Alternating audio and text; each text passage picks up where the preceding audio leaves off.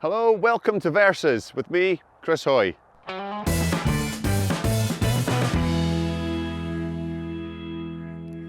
So today we're looking at carbon versus aluminium wheels, the pros and cons. Now carbon wheels look great, they sound great, they're pretty flash, but are they worth the money? Well, let's start off with the pros. They're very aerodynamic. With the material carbon, you can make them into these beautiful deep section shapes which slices through the air. And it's even more important to get aerodynamic kit on your wheels, on things that are rotating. So if you're traveling along at 20 miles an hour, the very top of the wheel, as it's rotating over the top, will be traveling twice as fast as that. So whilst you may not be looking to win a time trial stage in the Tour, I think anybody can benefit from having a set of carbon wheels. So aluminium rims, the pros are that they're cheaper.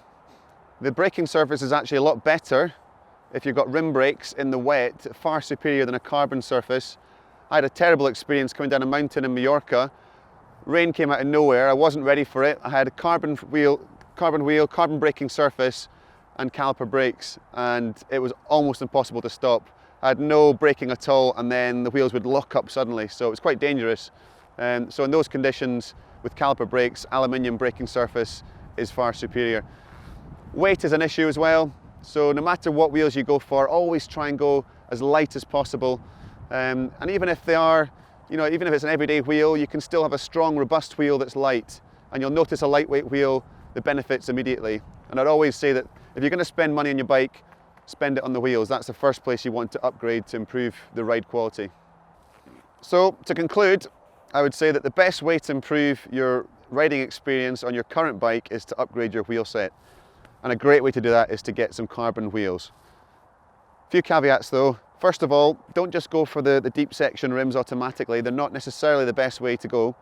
They're great for straight line speed, they're great for time trials, but they are harder to handle in crosswinds. So if you're just riding generally and you want to get a lighter, stronger, nicer wheel set to use, I would go for something like this. Not a huge deep section, but enough to feel an aerodynamic benefit.